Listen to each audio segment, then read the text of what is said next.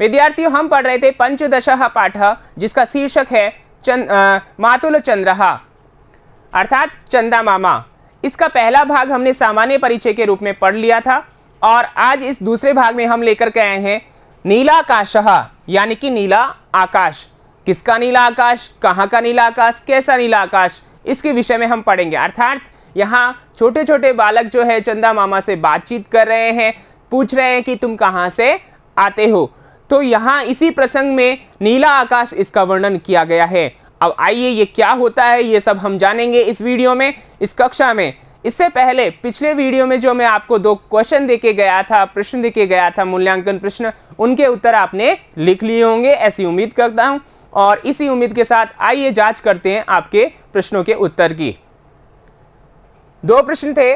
पहला प्रश्न, पंचदश पाठस्य नाम किम अस्ति, यानी कि 15वें पाठ का नाम क्या है। यहाँ पर देखिए पंचदश यानी 15, ठीक है, जो पाठ है उसका नाम क्या है। अब यहाँ नाम की जगह देखिए विद्यार्थियों, कभी कभी आपसे शीर्षक भी पूछ ले, ठीक है ना, कि 15वें पाठ का शीर्षक क्या है, तो भी आपको क्या करना है, यहाँ पर शीर्षकः कः, इस प्रकार प्रश्न होगा तो भी आपका उत्तर समान आएगा। उत्तर है हमारा पंचदश पाठस्य नाम मातुल चंद्र अस्ति।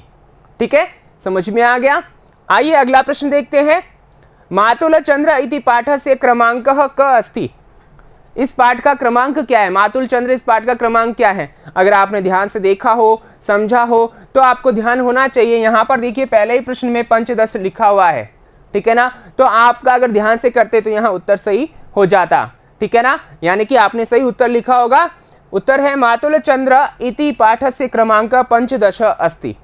अब यहाँ पर विसर्ग नहीं है और यहाँ विसर्ग है, और ये सही है क्योंकि क्रमांक पूछा है, तो यहाँ पर क्रमांक के रूप में पंचदशः पाठः। आप अपनी पाठ्य पुस्तक में देखिए, वहाँ जो क्रमांक लिखा हुआ है वहाँ पर एकादशः पाठः, द्वादशः पाठः, संख्यावाची हमने पहले भी पढ़े हैं कि किस प्रकार संख्या चलेगी, तो इस प्रकार क्रमांक में पंचदश आएगा, और जब हम गणना करेंगे तब पंचदश आएगा।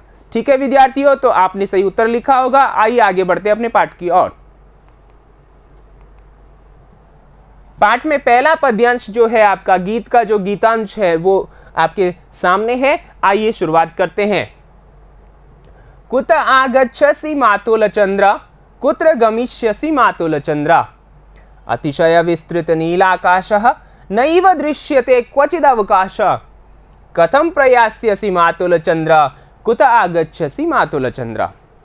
इसका अर्थ जानेंगे, समझेंगे कि यहाँ पर बच्चे चंद्रमा से किस प्रकार बात करते, क्या बात करते हैं। इससे पहले जानते हैं इसके कठिन शब्दार्थ। देखिए, कुतः कहाँ से, किस स्थान से। ठीक है, यहाँ पर एक बात आपको समझनी है, ये कुतः जो है, ठीक है ना, ये क्या है, ये प्रश्नवाचक, क्या है, प्रश्नवाचक जो है अव्यय है, ठीक है ना, यानी प्रश्न बताता है ये।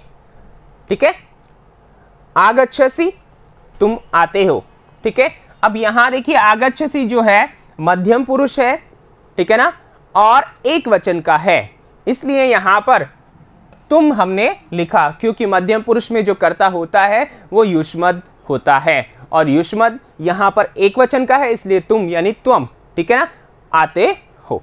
ओके, आगे देखिए मातुल चंद्रा, हे चंदा मामा। यहां पर जो है ये संबोधन सूचक चिन्ह है, तो संबोधित कर रहे हैं बच्चे किसको, चंदा मामा को, तो हे चंदा मामा। कुत्र कहाँ या किस स्थान पर। अब यहां पर देखिए ये भी जो क्या है, अव्यय है, प्रश्नवाचक अव्यय है। ठीक है, आगे देखिए गमिष्यसि तुम जाओगे, ठीक है, ये भी मध्यम पुरुष का एक वचन है, तो तुम जाओगे। अतिशय विस्तृतः, ठीक है, अत्यधिक विशाल, ठीक है, या अत्यधिक फैला हुआ, विस्तृत यानी फैला हुआ। नैव, नैव ये संधि पद है और इसका संधि विच्छेद है न धन एव, वृद्धि संधि यहां पर है, ध्यान रखिएगा, इसका अर्थ हुआ नहीं। दृश्यते दिखता है, क्वचित कहीं भी, कथम कैसे, किस प्रकार, प्रयास्यसि तुम जाओगे। प्रयास्यसि यहां पर देखिए मध्यम पुरुष का एक वचन है और लृट लकार है, यहां पर ध्यान रखिएगा कौन सा लकार है, लृट लकार है, ठीक है, जो कि किस में, भविष्यत काल में प्रयोग किया जाता है। यहाँ पर देखिए गमिष्यसि, ये भी क्या है, लृट लकार है, और जो आगच्छसि है, ठीक है ना, ये वाला, ये अपने पास में लट लकार का है। ठीक है, किसका है, लट लकार का है। आगे बात समझ में आइए, वापस चलते हैं अपने पद्यांश की और गीतांश की ओर। देखिए, कुत आगच्छसि मातुल चंद्र, बच्चे कह रहे हैं, ठीक है, चंदा मामा से कि हे मातुल चंद्र, हे चंदा मामा। यहां पर देखिए मातुल चंद्र, मातुलः का मतलब मामा, और चंद्र यानी चंद्रमा। हे चंदा मामा, कुत कहां से, किस स्थान से, ठीक है ना, आगच्छसि आते हो। हे चंदा मामा तुम बताओ हमें, ठीक है ना, मुझे बताओ कि तुम कहां से आते हो। कुत्र कहां, गमिष्यसि जाओगे, ठीक है ना, कहां से आते हो और कहां जाओगे। मातुल चंद्र, हे चंदा मामा मुझे बताओ। ठीक है, यानी बच्चा चंदा मामा से पूछता है, चंद्रमा से, कि हे चंदा मामा तुम बताओ कि तुम कहां से आते हो और कहां जाओगे। ठीक है, आगे देखिए और क्या कहता है बच्चा चंदा मामा से। अतिशय, अतिशय यानी अत्यधिक, विस्तृतः यानी कि फैला हुआ, विशाल। ठीक है, नीलाकाशः, यहां नीले आकाश को देखिए, नील धन आकाशः। ठीक है, यहां दीर्घ संधि है, तो ये आपको समझना है। तो ये दोनों मिलकर के क्या बन गया, नीला आकाश, यानी कि आकाश कैसा है, नीला है। ठीक है, यहां पर देखिए आप इस छाया चित्र में आप देख सकते हैं, आकाश जो है विस्तृत है, फैला हुआ है, अत्यधिक और नीला है। ठीक है, नैव, नहीं, नैव का मतलब नहीं, अभी आपने देखा न धन एव। ठीक है, ये आप यहां पर संधि विच्छेद हो गया, वृद्धि संधि है। दृश्यते, दिखाई देता है या दिखता है। ठीक है ना, क्या, क्वचित अवकाशः, क्वचित अलग हो जाएगा, कहीं भी, अवकाश यानी रिक्त स्थान। अवकाश का मतलब यहाँ पर छुट्टी नहीं है विद्यार्थियों, अवकाश का मतलब है रिक्त स्थान, खाली स्थान, जगह, स्थान। ठीक है ना, या रास्ता भी आप कह सकते हैं। ठीक है, तो यहाँ क्या कह रहे हैं कि अतिशय विस्तृत नीलाकाश, जो आकाश है वो बहुत नीला है, नीला आकाश है और अत्यधिक फैला हुआ है, वहां पर कहीं पर भी रिक्त स्थान नजर नहीं आता, अर्थात कोई भी रास्ता नजर नहीं आता। रास्ता क्यों कहा है विद्यार्थियों, रास्ता इसलिए कहा है क्योंकि चंद्रमा आता है ना और चला जाता है। ठीक है, तो किस रास्ते से आता है और कहाँ चला जाता है, इसलिए कहा है। ठीक है ना, तो आपको यहाँ समझना है कि यहाँ कहीं भी जगह नहीं है। तो हे चंद्रमा, हे चंदा मामा, कथम, कैसे, किस प्रकार से, प्रयास्यसि जाओगे। ठीक है, मातुल चंद्र, हे चंदा मामा तुम किस प्रकार जाओगे, कैसे जाओगे, बताओ। कि यहाँ पर जो आकाश है विस्तृत फैला हुआ नीला आकाश है और यहाँ पर तनिक भी, छोटी सी भी जगह नहीं है, रिक्त स्थान नहीं है, खाली स्थान नहीं है, रास्ता नहीं है, तो बताओ तुम कैसे जाओगे। हे चंदा मामा बताओ, कुतः, कहाँ से, आगच्छसि आते हो, तुम कहाँ से आते हो, हमें बताओ, मुझे बताओ।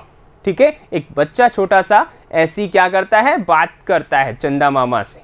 ठीक है, उसको देख करके निहारता है और ये बातें करता है। ठीक है विद्यार्थियों, तो आपको समझ में आ गया है, आगे चलते हैं। आगे देखिए विद्यार्थियों, अन्वयः, अन्वय है यहाँ पर, यानी कि जो हमारा गीतांश है उसको क्रम से रख करके हम अर्थ को जानते हैं।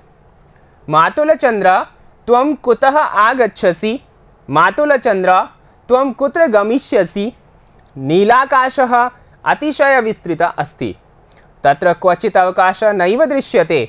मातुल चंद्र त्वं कथं प्रयास्यसि, मातुल चंद्र त्वं कुतः आगच्छसि।